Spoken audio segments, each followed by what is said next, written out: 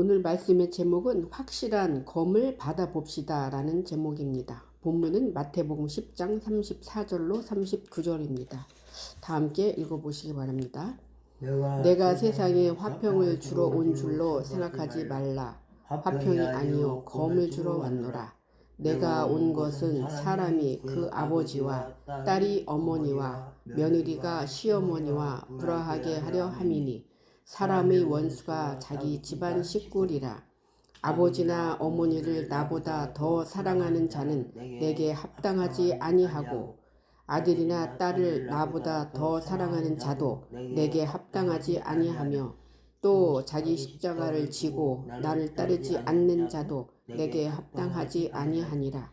자기 목숨을 얻는 자는 잃을 것이요 나를 위하여 자기 목숨을 잃는 자는 얻으리라. 아멘. 오늘은 성경에서 말씀하는 검에 대한 의미를 자세히 살펴보도록 하겠습니다.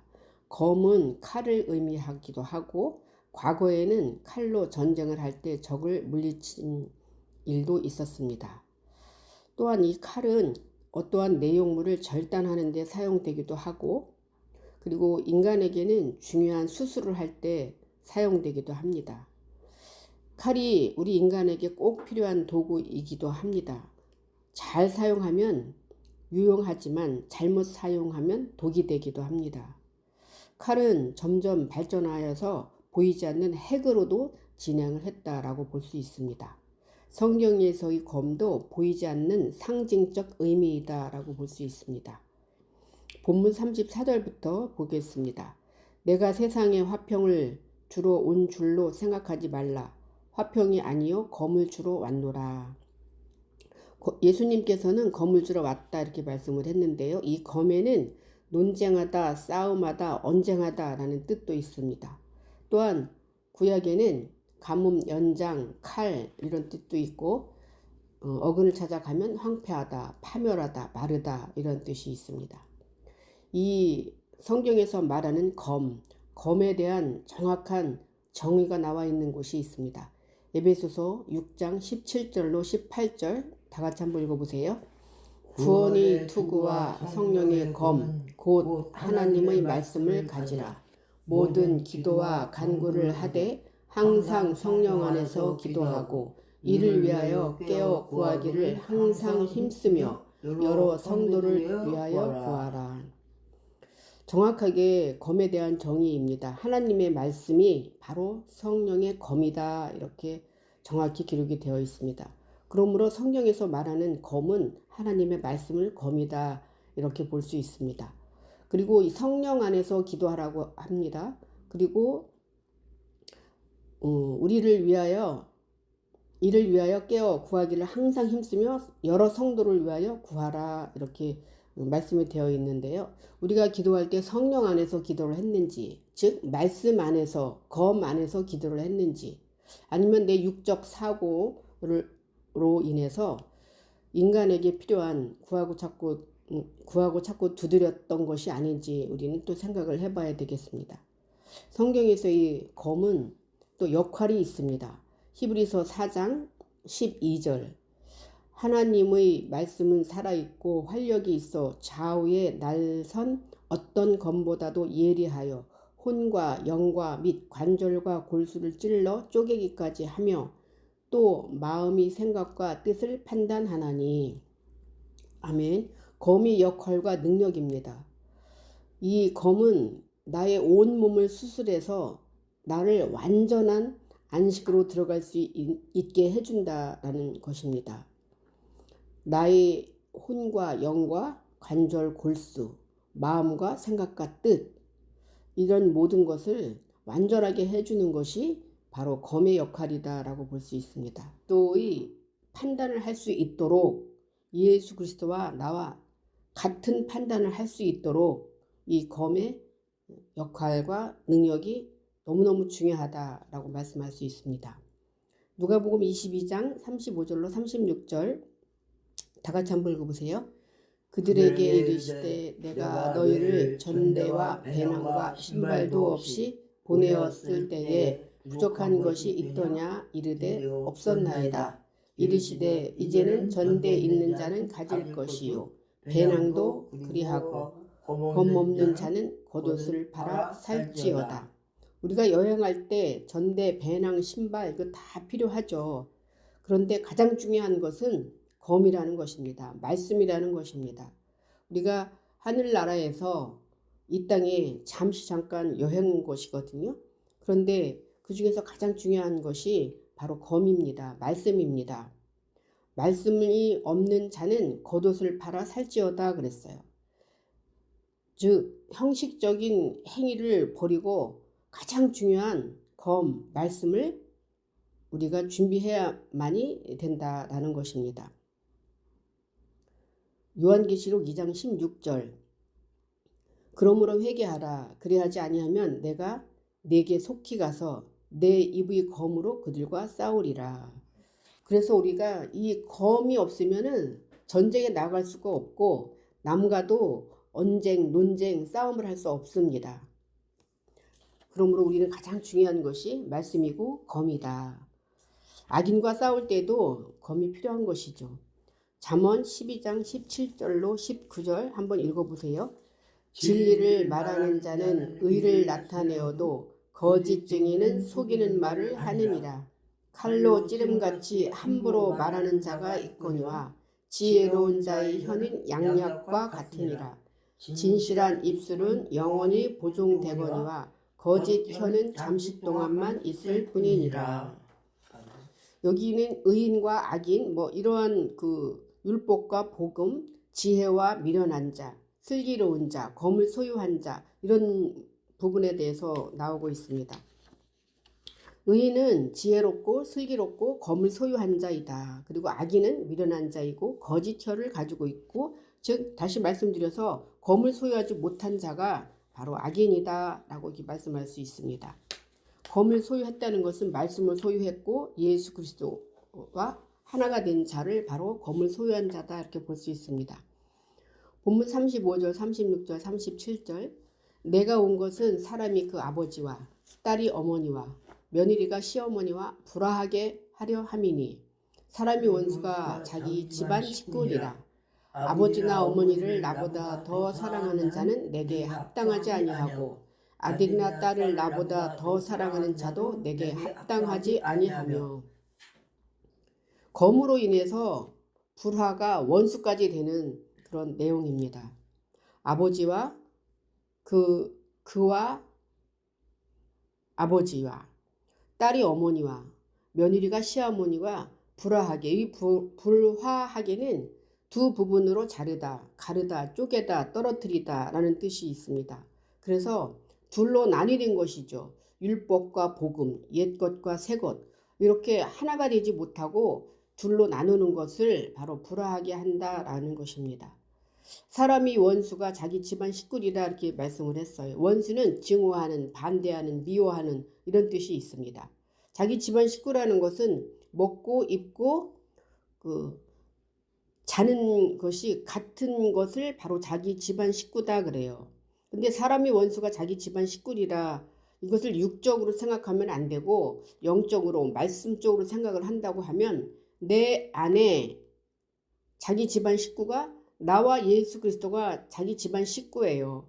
이 두 분이 하나가 되지 못한다고 하면 내가 바로 예수 그리스도의 원수가 되는 것입니다.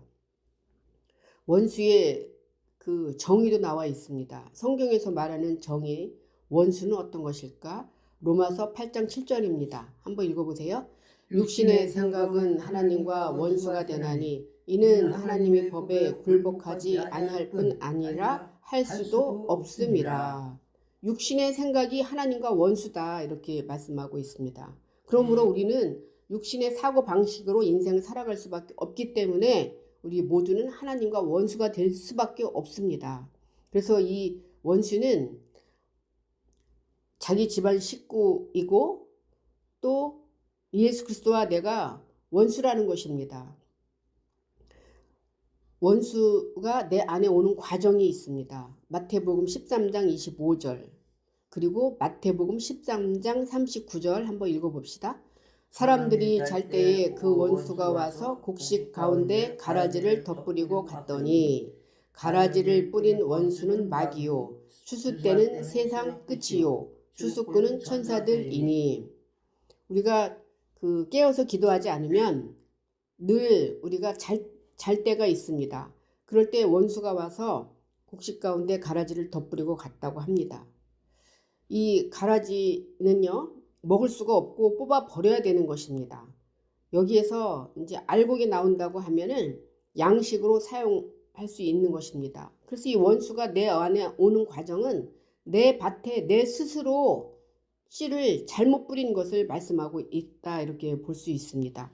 원수라는 것은 내 안에 내가 씨를 잘못 뿌린 결과다, 이렇게 볼 수 있습니다. 하나님의 말씀을 윤리와 도덕적으로 받아들인 것을 바로 가라지다, 이렇게 볼 수 있습니다. 잠언 25장 21절, 우리가 원수에게 해야 할 일입니다. 원수인 사람들에게 해야 할 일, 예수 그리스도가 내게 해야 할 일이죠. 잠언 25장 21절, 내 원수가 배고파 하거든 음식을 먹이고 목말라 하거든 물을 마시게 하라. 예수님께서는 본인 자신을 나는 참된 양식이요 참된 음료로다, 이렇게 말씀을 했습니다.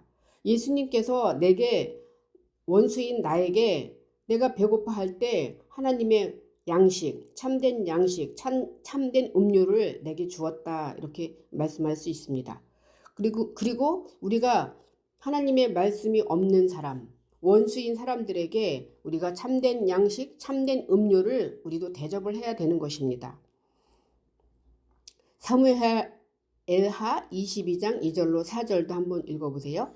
이르되 여호와는 나의 반석이시요 나의 요새시요 나를 위하여 나를 건지시는 자시요 내가 피할 나의 반석의 하나님이시요 나의 방패시요 나의 구원의 뿌리시요 나의 높은 망대시요 그에게 피할 나의 피난처시요 나의 구원자시라. 나를 폭력에서 구원하셨도다. 내가 찬송 받으실 여호와께 아뢰리니 내 원수들에게서 구원을 받으리로다. 아멘. 원수는 말씀, 진리가 없는 자를 바로 원수라고 하는데요. 이 내용은 다윗이 전쟁에서 승리한 내용을 시로 구구절절히 이렇게 원수에게서 구원을 받으리로다 라는 그 승리의 원천이 바로 여호와시다, 이렇게 말씀하는 내용입니다. 잠언 24장 15절로 16절, 악한 자여 의인의 집을 엿보지 말며 그가 쉬는 처소를 헐지 말지니라. 대저 의인은 7번 넘어질지라도 다시 일어나려니와 악인은 재앙으로 말미암아 엎드러지느니라. 내 원수가 넘어질 때에 즐거워하지 말며 그가 엎드러질 때에 마음에 기뻐하지 말라. 우리는 원수가 넘어질 때에 즐거워할 수가 있습니다. 그러나 그것은 세상 육신의 원수를 이야기할 수가 있는데요. 성경은 세상 일과 하등의 관계가 없습니다. 내가 넘어질 때에 즐거워하지 말고 내가 엎드러질 때에 마음에 기뻐하지 말라. 예수님께서 나인 경우에를 비유로 한다고 하면 예수 그리스도와 내가 하나 되지 못한 내가 원수일 때, 내가 말씀을 잘못 알았을 때에 인생을 살아가면서 희노애락 때문에 넘어질 때가 있을 것입니다. 그때에 예수님께서 즐거워하겠습니까? 내가 넘어질 때에 예수님께서 기뻐하겠습니까? 그렇지 않다는 것입니다. 그래서 원수가 넘어질 때에 즐거워하지 말며 엎드러질 때에 기뻐하지 말라, 이렇게 예수님께서는 우리에게 위로의 말씀을 하는 그런 내용입니다. 그러므로 원수는 오로지 사랑해야 할 대상인 것입니다. 누가복음 6장 27절 한번 읽어보세요. 그러나 너희 듣는 자에게 내가 이르노니 너희 원수를 사랑하며 너희를 미워하는 자를 선대하며. 원수를 사랑하고 미워하는 자를 선대하라. 미워하는 저를 먼저 하나님의 말씀을 줘야 된다는 것이죠. 원수를 사랑해야 된다라고 이렇게 말씀하고 있습니다. 말씀이 없기 때문에 불쌍함으로써 그를 더 사랑을 해서 말씀을 줘야 되는 것이죠. 레위기 19장 18절 원수를 갚지 말며 동포를 원망하지 말며 내 이웃 사랑하기를 내 자신과 같이 사랑하라. 나는 여호와이니라. 원수가 구하고 찾고 두드리면 예수 그리스도를 찾는다고 하면 예수님께서 직접 죽이시겠다는 것이죠. 그래서 이웃 사랑하기를 내 자신과 같이 하라.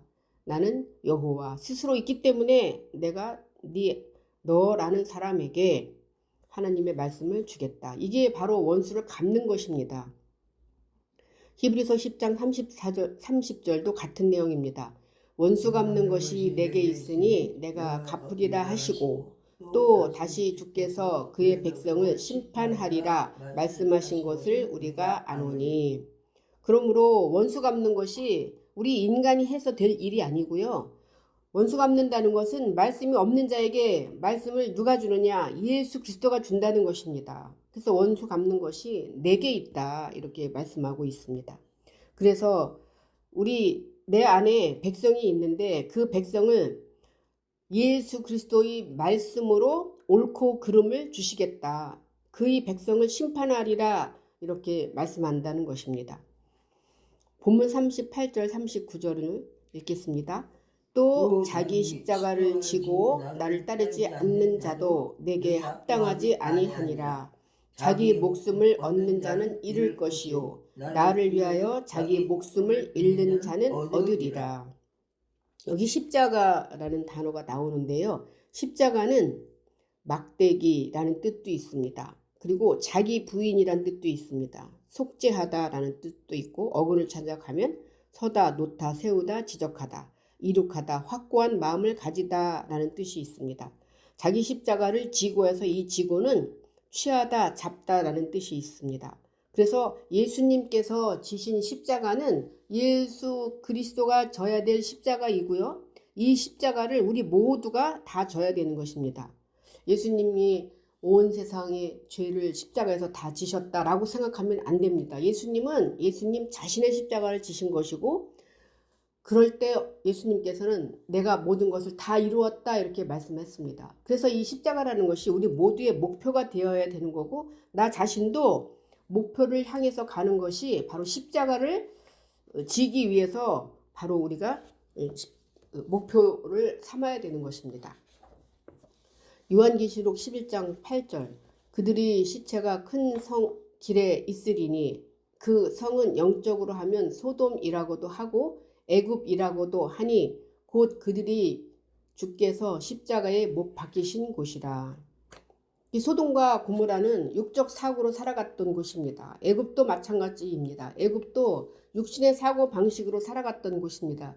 이것이 바로 십자가에 예수님을 못 박게 한 장소다라고 비유로 말씀하고 있습니다. 갈라디아서 5장 24절에는 그리스도 예수의 사람들은 육체와 함께 그 정욕과 탐심을 십자가에 못 박았느니라 그래요. 그래서 육적 사고 방식을 못 박는 곳, 내 욕심과 탐심, 잘못된 이기심 이런 것을 바로 못 박는 곳이 바로 십자가다라는 것입니다. 이 십자가는 우리 모두가 각자가 다 져야 되는 것입니다. 고린도후서 13장 4절과 5절 그리스도께서 약하심으로 십자가에 못 박히셨으나 하나님이 능력으로 살아계시니 우리도 그 안에서 약하나 너희에게 대하여 하나님의 능력으로 그와 함께 살리라. 너희는 믿음 안에 있는가? 너희 자신을 시험하고 너희 자신을 확증하라. 예수 그리스도께서 너희 안에 계신 줄을 너희가 스스로 알지 못하느냐? 그렇지 않으면 너희는 버림받은 자니라. 아멘. 예수님께서도 약하심으로 십자가에 못 박히셨다 그래요. 그런데 하나님의 능력으로 나셨다는 것이죠. 우리 자신도 마찬가지입니다. 우리 자신도 십자가를 지기에 너무 힘들기 때문에 나는 약하지만 십자가를 지심으로 하나님의 능력으로 우리가 예수 그리스도가 내 안에서 다시 살아나신 것입니다. 강해질 수 있다는 것입니다. 무엇으로? 하나님의 능력으로 십자가에서 죽으면 육과 정을 다 못 박으면 하나님께서 약한 나를 강하게 다시 십자가에서 세워주신다 이렇게 말씀하고 있습니다. 결론을 보겠습니다. 예수 그리스도는 원수였던 나에게 말씀으로 즉 검으로 오셨습니다. 말씀인 검과 내가 예수 그리스도와 하나가 되지 못하면 내 안에 계신 예수 그리스도와 나와의 관계가 불화하기에 원수 사이가 되는 것입니다. 하나가 될 수 있는 방법은 우리 모두가 각자의 십자가를 져야만 하는 것입니다. 그 십자가는 육적인 사고 방식에서 벗어나는 것입니다. 이것이 너무 어렵기에 자기 목숨을 잃는 것이다 이렇게 표현을 했습니다. 그동안 학습된 것, 전통, 교리, 율법 이런 모든 것에서 벗어나는 것이 바로 자기 부인이고 자기 십자가입니다. 십자가는 우리 모두의 목표로 내가 모든 것을 다 이루는 것입니다. 즉 성경이 내 안에서 완성되는 것입니다. 십자가를 진 사람은 완전한 검을 소유할 수 있는 것입니다. 완전한 검을 소유한 자는 예수 그리스도의 삶을 살아가야 하는 것입니다. 이것이 확실한 검을 받은 사람의 증거다 이렇게 볼 수 있습니다. 오늘 말씀을 마무리하겠습니다.